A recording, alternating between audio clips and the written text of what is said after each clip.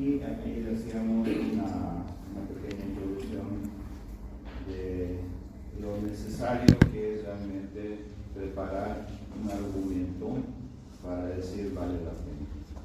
Porque no solamente ustedes van a decir esto vale la pena porque a mí me gusta o hay esta situación, sino los que están leyéndote tienen que decir si realmente vale la pena.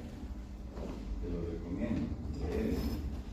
Entonces escribe muy bien, tiene buenos datos, es confiable, maneja muy bien la información. Entonces esas justificaciones tendríamos que irlas viendo. Vamos a puntualizar algunas cosas que deberían tomarse en cuenta. Entonces acá primero, ¿qué es justificar? ¿No? Es una acción de justificar o justificarse. Es un conjunto de palabras con las que se justifica una cosa o que justifican a una persona, ¿verdad? Cuando no vienen a práctica, justifican ustedes de alguna forma. O ya están anticipando los que están en tercero o los que están llevando parásito, ¿no? Y de doctor, voy a tener una ausencia esta semana porque se han puesto la práctica del siguiente nivel acá. Bueno, eso tenemos que comprender de alguna forma, pero tenemos que ver cómo se soluciona, ¿no? Si esa justificación también es válida. Hasta hace algunos años atrás había algunos estudiantes que intentaban justificar, por ejemplo, sus ausencias haciendo morir a cada uno de sus familiares, los que tenían que irlos a enterrar, a ver al hospital, etc., ¿no? Pero sabemos quiénes son realmente honestos en ese tema. Y eso no lleva a que realmente seas tan, digamos, exagerado para hacer este tipo de cosas.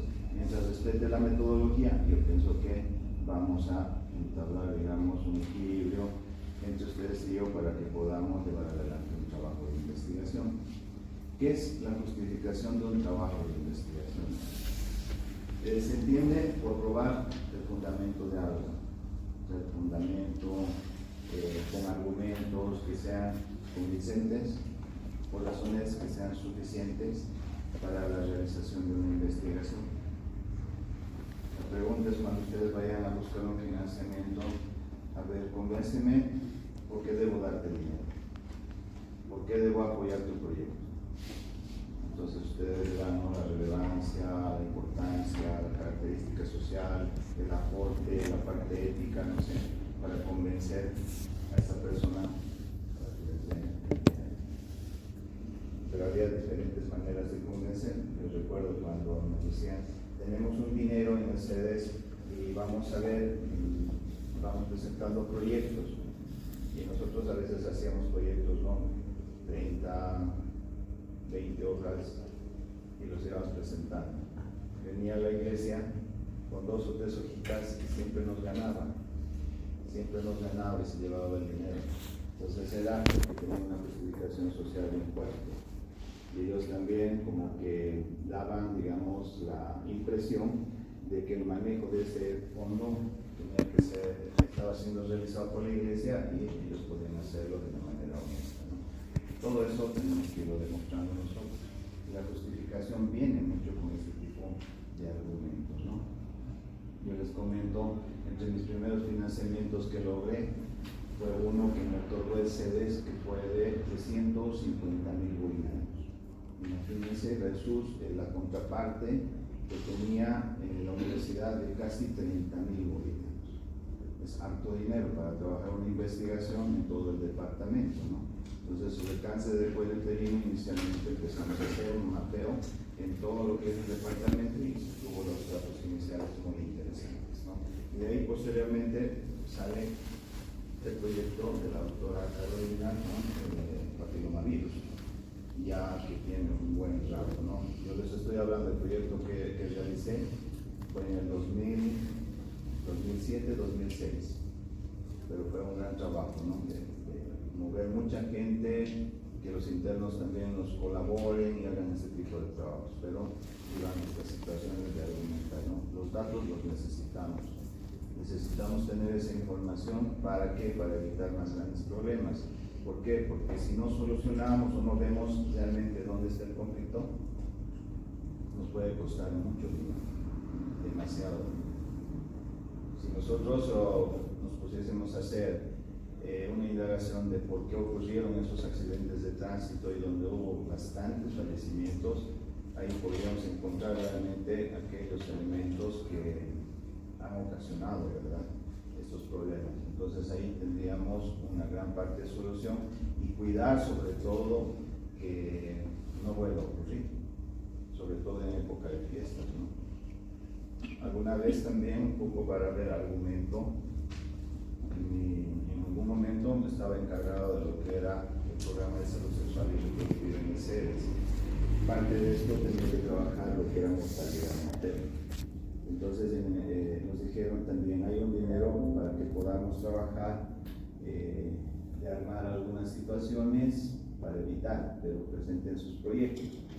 Entonces se me ocurrió ver qué era lo que sucedía en esas fechas en las que moría una madre, días antes, qué es lo que había sucedido en cada región. Entonces lo que hemos podido observar con esa pequeña evaluación, en algún momento, estoy hablando del 2000, 2002, hubieron 33 muertes en un año de muertes maternas. Entonces analizamos cada una de esas y pudimos ver que fallecían durante la época de fiestas dentro de esa región. Ausencias del personal de salud que pidieron vacación o pidieron permiso pero estaban ausentes también. ¿Qué más vimos para allá? Que no tenían personal de salud y a veces tenían otro problema, era que la alcaldía tampoco estaba brindando los apoyos necesarios. Entonces esto nos permitió, con solamente analizar cada una de esas fechas, ver qué se estaba presentando ahí y cómo podíamos solucionar. Entonces logramos de esa manera agarrar un proyecto que nos financien y empezar a trabajar, ¿no?, con ciertos niveles. Personal de salud que se haga más experimentado y hábil en el manejo de lo que es controles prenatales, digamos, ¿no?, y atenciones de parto, luego que las autoridades estén sensibilizadas. Entonces, fíjense, esos son argumentos, eso es lo que yo quiero alcanzar para evitar que no tengamos una muerte materna, porque una muerte materna realmente es catastrófica, cuesta muchísimo. No sería solo el dinero, sino el costo social que lleva, ¿no?, al dejar huérfanos a tantos hijos y que la familia se disgregue, etcétera, un sinfín de cosas que ustedes deben conocer también, ¿no? Entonces habría que pensar en ese tipo de situaciones cuando yo me meto a hacer un argumento o justificar o hacer una fundamentación de mi trabajo de investigación. A veces me decía el director del CEDES, si tú quieres presentar y ganar un proyecto donde vas a intervenir, digamos, o algunas patologías, donde muestra todas las consecuencias, es decir, a qué puede llegar. Por ejemplo, el consumo de tabaco, cáncer de pulmón, me daba esos ejemplos bien crudos, ¿no? ¿Qué es lo que puede suceder? Que no se haga un control prenatal, ni el materno, entonces un sinfín de cosas que realmente decían, bueno, hay que aceptar este trabajo de investigación. Entonces, en ese sentido, más o menos estoy dando las claves que ustedes tendrían que poner en la redacción de este lugar, ¿sí? Pero también debemos tomar en cuenta este tipo de justificaciones. Hay 5 puntos los cuales deberíamos trabajar. Y en una investigación se pueden dar todos o se pueden dar solo algunos, dependiendo del tipo de tema. ¿Qué tan publicado está también, no?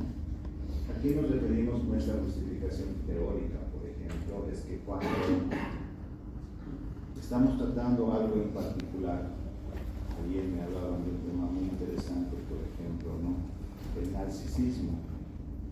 O sea, quieren ver qué es lo que sucede en cierto grupo poblacional y qué nivel de narcisismo existe. Entonces esto va a hacer que lean a qué se refiere esto, a clasificar este tipo de cosas y cómo afecta, digamos, a la personalidad y podría afectar en potencia a lo que es la atención de un paciente y tenerlo, digamos, en una calidad de atención que podamos manejar. Entonces toda esta nueva construcción a través de la lectura, a través de la conceptualización en los marcos teóricos, van a ser un aporte teórico. Es una cosa interesantísima que van a ir construyendo ellos poco a poco, ¿verdad?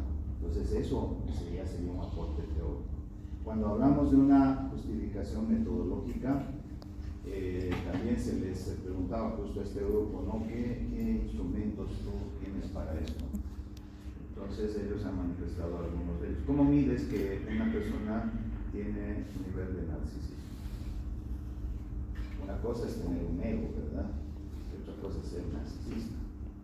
Entonces ahí ellos verán, bueno, puede ser este instrumento A o puede ser este instrumento B, o lo fusiono y hago algo modificado, o voy a hacer algo en construcción mía para poder recoger la información. Entonces metodológicamente voy a hacer de esta forma.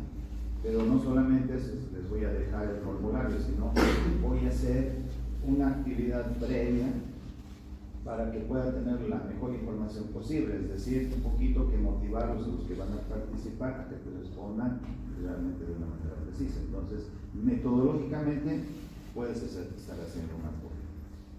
O quizás también cuando estés seleccionando a tu población, sacando una muestra, quizás no vayas a utilizar las fórmulas, digamos, que son comunes, sino que vas a utilizar una en particular por alguna característica y la estás modificando de alguna forma, también una forma metodológica.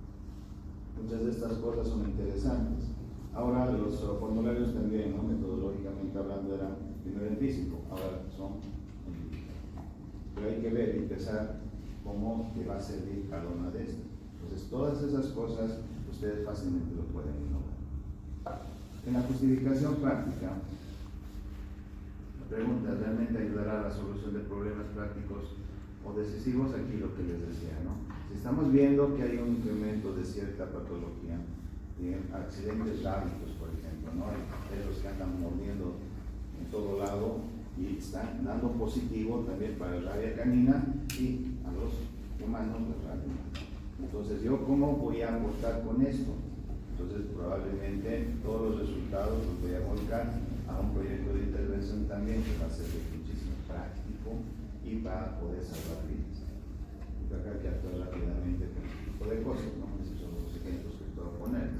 Ahora, una justificación económica demostrará cómo mejorar la situación económica, es decir, lo que nos interesa a veces, hay algunas cosas que no están dentro del seguro, ¿verdad? Entonces dicen, bueno, va a tener que comprarse o hacer este tipo de estudios, que a veces resulta un poco más caro, ¿verdad? Ya como que rechazamos, pero si hacemos un buen ajuste de este tipo de cosas y planteamos que el costo-beneficio realmente va a ser el más adecuado, es decir, le vamos a bajar el costo y el beneficio va a ser igual o mejor.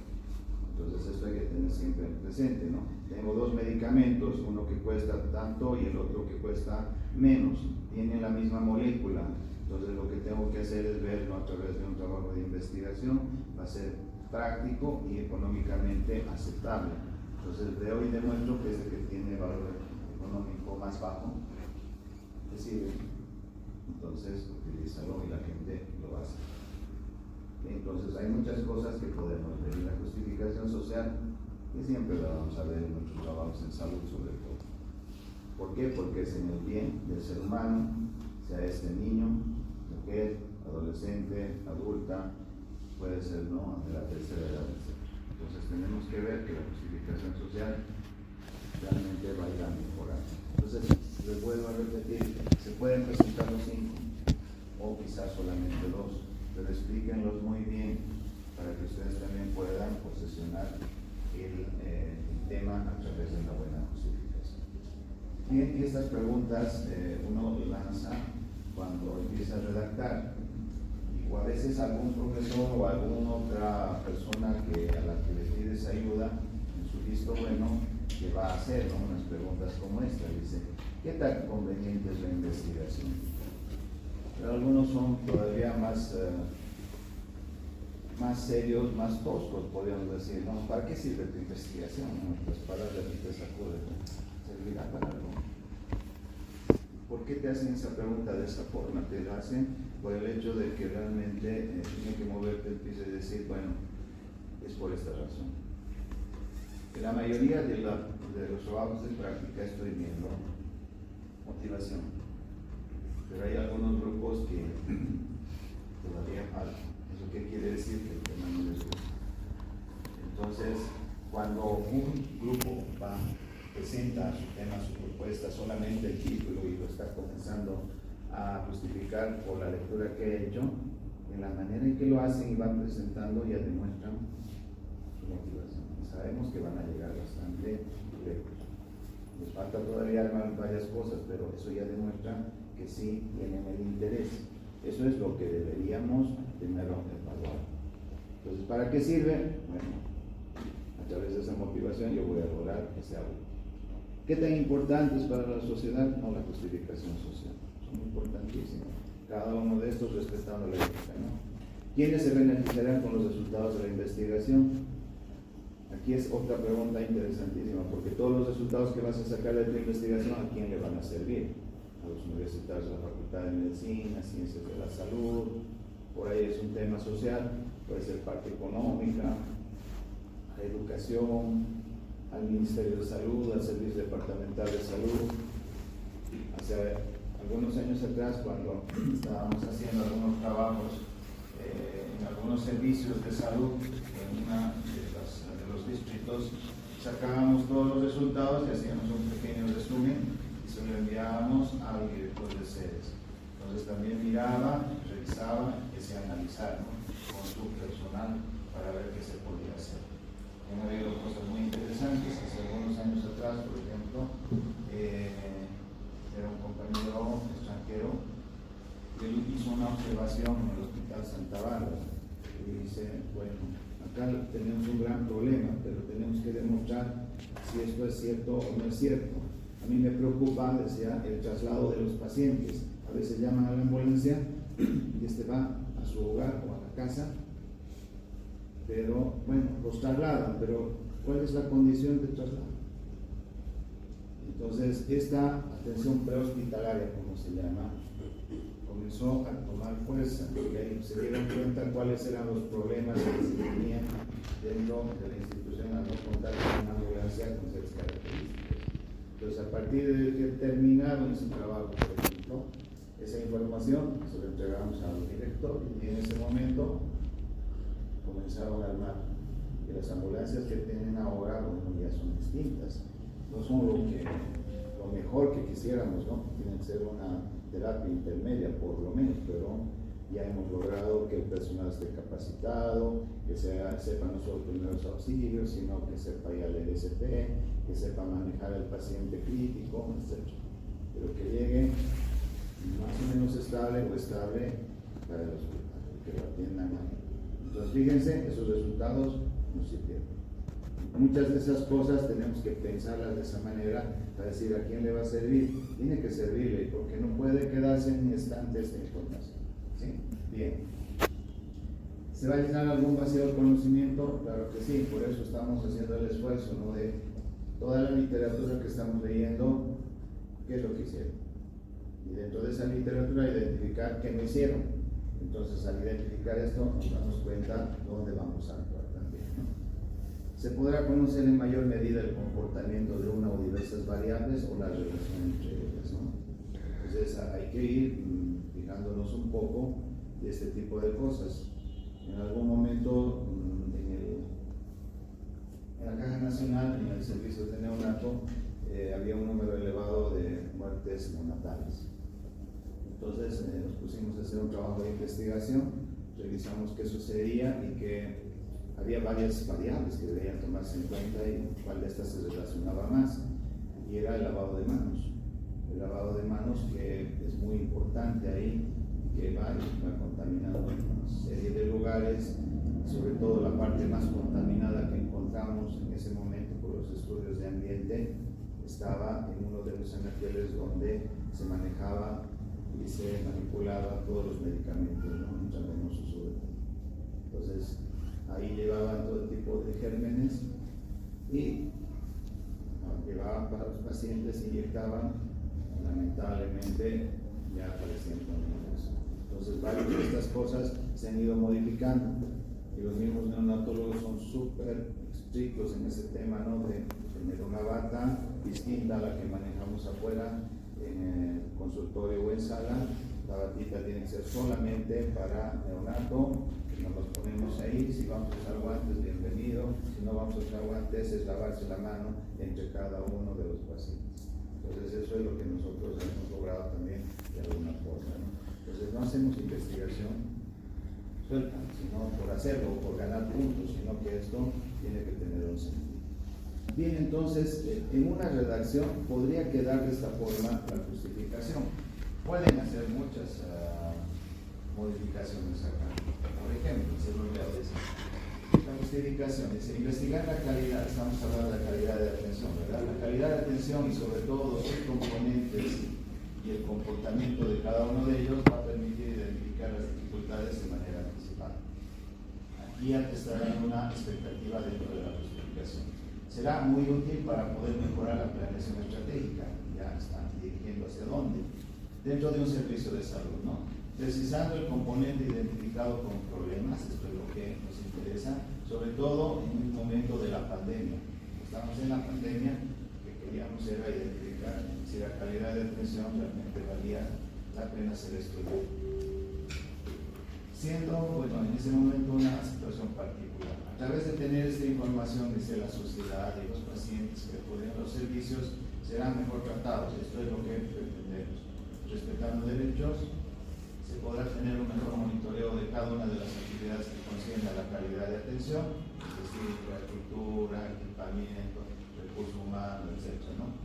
Y solucionando los problemas con prontitud, previniéndolos con anticipación, y también va a permitir al Ministerio de Salud tener información precisa, pertinente y actualizada. Entonces, fíjense, todo este peso de justificación que estamos poniendo que va a ser utilizado en diferentes niveles. Los beneficiarios de la información que se va a generar en la investigación serán el Ministerio de Salud, redes de servicios del departamento, el personal de salud, facultades de medicina, organismos de cooperación y los usuarios que acuden a los servicios de salud. La mayoría de nosotros, los docentes, trabajamos en distintos lugares dentro del servicio de salud. Algunos trabajamos dentro de un consultorio, otros somos los que dirigimos alguna área, o estamos en una región o dirigimos proyectos. Entonces, esta información nos sirve a todos. La calidad de atención siempre ha sido algo muy interesante. ¿Para qué? Para que podamos ver si vamos o estamos haciendo bien las cosas o no. Aquí, por ejemplo, hay un equipo que se va a dedicar a trabajar la satisfacción del usuario. Cuando entras a una consulta y te hacen la encuesta posterior a esto, tú demuestras que sí te sentiste cómodo o te sentiste incómodo. Entonces esa información sirve para reorganizar muchas cosas, ¿verdad? Entonces vale mucho el poder trabajar ese tipo de situaciones. Es muy preciso, porque 2 veces al año deberían hacerse este tipo de cosas para analizar qué es lo que está pasando. Y así, si tuviésemos esto bien implantado, no nos estarían amenazando con el tema del control social, por ejemplo, ¿no? En algún momento, bueno, eso me tocó cuando estuve en el hospital universitario dirigiendo esto, el control social, todos pedían, el control social va a venir y los pelos de punta. Venga, el control social se va a sentar conmigo y va a trabajar toda la planificación que vamos a hacer en este hospital. Algunas cosas no llegaba a entender, se las explicábamos, pero como es una persona muy ocupada del control social, ¿no? Siempre en reuniones de diferentes áreas, etc., solo estaba un momento, pero ya lo hacíamos partícipe. Y también le decíamos, estas cosas que tú estás viendo, las estás aprobando, porque te estamos demostrando que vale la pena, ¿no? Entonces, todos esos resultados que nos salieron, juntamente con él, hemos comenzado a avanzar toda esa situación. Y decía algunas veces que tu quirófano, hay queja de tu quirófano. Vamos al quirófano. Tienes ropa, vamos a entrar al quirófano. Revise. Vea qué es lo que falta, qué es lo que han dicho que es lo que falta. Entonces, la única manera de tener a ellos tranquilos, porque si los dejamos afuera, no los dejen entrar, no, que sean partícipes, todos tienen derecho.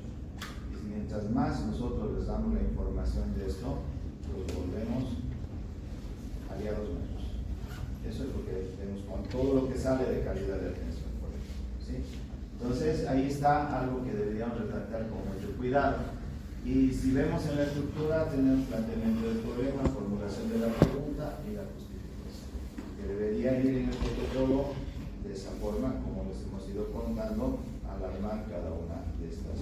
¿Sí? Muy bien. ¿Algún comentario sobre este tema? Algo que se deje la justificación sobre todo, porque es necesario que ustedes puedan redactar hilvanando todo esto, es decir, encadenando la idea. Y en el planteamiento del problema, realmente estamos decidiendo por el tema y rechazando de una excelente manera a otros. Luego encontramos el tema y hacemos la pregunta. Y a partir de eso tengo que plantear por qué lo voy a hacer. ¿Sí? Entonces, no sé si hay alguna consulta hasta acá. ¿Cómo lo hicieron el año pasado? No sé. Me intriga. Yo creo que sí lo han hecho con varios otros parámetros, ¿no? Porque no solamente es una forma de escribir, yo cada vez me sorprendo más. Estoy ayudando, digamos, tutoriando de esta manera un trabajo de investigación. Acabo en Ecuador y el otro ahora estoy en Perú. Entonces estoy viendo que los formatos tienen ciertas características en cada lugar, pero al final sigue siendo lo mismo. ¿Por qué? Porque algunos le ponen el subtítulo y otros hacen la redacción de manera conjunta. Entonces no es para asustarse, sino que hay que ver siempre el formato sobre el que se va a trabajar y ver cómo lo vamos a ir redactando poco a poco. ¿Okay? Muy bien. Y si hay preguntas, bueno, a su docente práctico. Bien, ahora entramos a ver lo que son los objetivos. ¿Hacia dónde quiero llegar? Yo les hago una pregunta.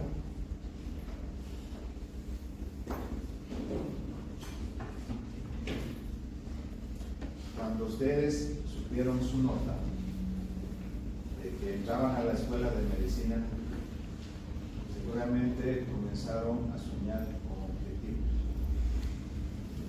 No sé si alguien me puede comentar qué objetivos comenzaron a hacer esa vez, qué objetivos tienen ahora. A ver, ¿quién me puede decir? Pues que el objetivo era porque mi papá me ha dicho que estudie medicina, o voy a ganar más plata, voy a ser el primero en mi familia,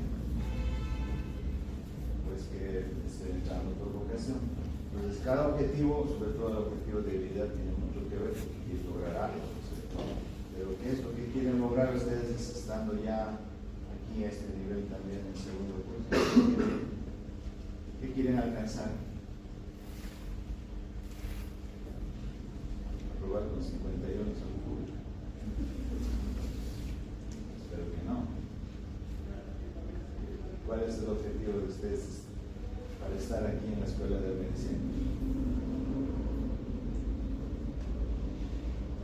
No tienen objetivos, están muertos. ¿Qué quiere decir? ¿Quién es el médico? Ese es el objetivo grande que tienen hoy. Y para lograr, el objetivo general podría ser ese, pero tienen objetivos específicos, vencer cada nivel de diferente manera, ¿verdad? Tratar de que no llevemos arrastres, porque nos van a complicar la vida. Entonces uno aprende mucho de eso y va dándose, digamos, un poquito de eso, de decir, bueno, quiero hacerlo de esta forma. Aquel que ya tiene un arrastre, cuando se ha enterado de esto, ha curado, ¿no? Nunca más volver a tener. Voy a probar esto y no quiero tener más arrastre. Así es. Los que están sin arrastres, bueno, disfruten facultad de medicina. Los que están con arrastres, bueno, dedíquense al arrastre, cuidado que estén queriendo aprobar al último, no van a pasar al siguiente nivel si hacen eso. Pero dedíquense y traten de no tener arrastres. Eso es lo que tenemos en mente. Entonces, en los objetivos de investigación, vamos a ver unas líneas nada más, porque no nos va a dar el tiempo. Este autor, Anthony Robbins, dice: establecer metas es el primer paso en volver lo invisible en visible. El deseo que ustedes tienen de ser médicos es todavía subjetivo, ¿no? Pero a medida que van subiendo los niveles o cursos, se va haciendo visible. Llego a segundo, llego al tercero, ya se lo ven casi doctorcito, ¿verdad? Doctorito. Cuarto, quinto, ya estamos rozando el trono de los dioses del Olimpo. Internado, no quiere decir más que el residente. Y el residente es una cúpula demasiado especial, pero es el objetivo que ustedes están visibilizando. Logré segundo, logré tercero. Entonces, de lo que ustedes solo pensaban, ya lo tienen ahí en sus calificaciones. Lo mismo sucede acá en la investigación, que hay que ser lo más objetivos posibles, porque estamos hablando de un área de la investigación que es la cuantitativa, donde tenemos que empezar a medir y tener un dato.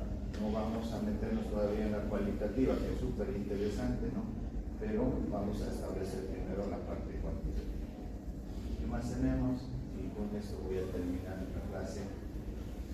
Cuando se nos plantean los objetivos de investigación, bueno, tenemos uno que es el más fuerte, que es el paraguas, que se llama objetivo general. ¿Sí?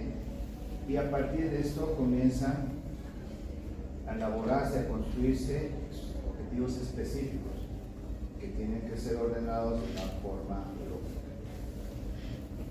Aquí dice la ley del embudo, de lo más grande a lo más pequeño, específico. Vamos a ver de qué se trata ese tema también, pero si logramos nosotros alcanzar cada uno de los objetivos específicos, logramos alcanzar el objetivo general. Si logramos el objetivo general, vamos a tener la posibilidad de responder a la pregunta de investigación. Entonces, ese es todo el trabajo que tenemos que darnos durante todo lo que va a ser investigación. ¿Sí? Y para terminar, una pregunta más, a ver, quiero saber cómo están en ese tema. Cuando ustedes despiertan, ¿qué es lo que hacen primero? ¿Qué hacen? A ver, sincérense.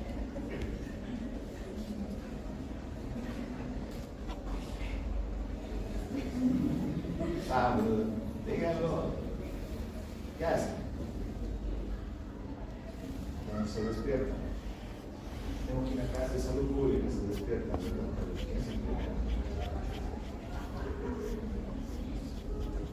¿Y se han puesto a analizar? Yo creo que sí. ¿Qué hacen? A ver, díganlo.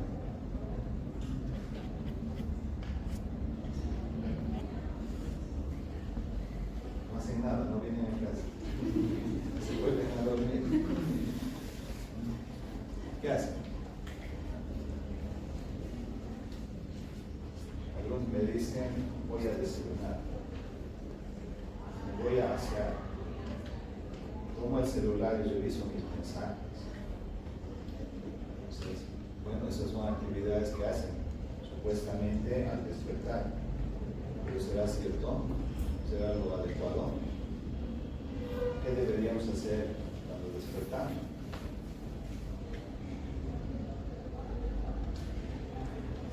Abrir los ojos, pues. Es lo más lógico, ¿verdad? Si no, me voy a caer en el baño de ver preguntas paradas. ¿Qué voy a escoger para desayunar si no tengo los ojos abiertos? ¿Y cómo voy a ver mis mensajes si no tengo los ojos abiertos? Entonces, ¿a qué voy? A que esa lógica tienen que pensarla muy bien. Si tengo ya mi formulación de la pregunta de investigación y quiero transformarla, digamos, en un objetivo que es súper sencillo, solamente hay que trabajar con los verbos necesarios, entonces a partir de esto voy a hacer pasitos más pequeños, los cuales tienen que ir en un orden para que se pueda comprender, no solo para empezar a trabajar lo que voy a hacer, sino también para presentar los resultados. Entonces, es algo bien simple, pero también quizás mal comprendido. Entonces, piénsenlo bien, qué debería hacer, pues va a servir muchísimo para poder tener, digamos, qué paso debo hacer. A ustedes les han enseñado el lavado de manos, ¿verdad? Todavía no. Deben saber, por lo menos el doméstico, ¿no? ¿Cuántos pasos hay? Porque en tercero van a aprender para entrar a cirugías y hacer procedimientos dentro de quirófano. Ahí sí van a aprender una forma un poquito más estricta de poder hacer esto. Entonces ahí respetamos un paso, dos pasos, tres pasos, etc. Entonces todo eso de la misma manera tiene que verse reflejado como objetivo general y específico. ¿Sí? Muy bien.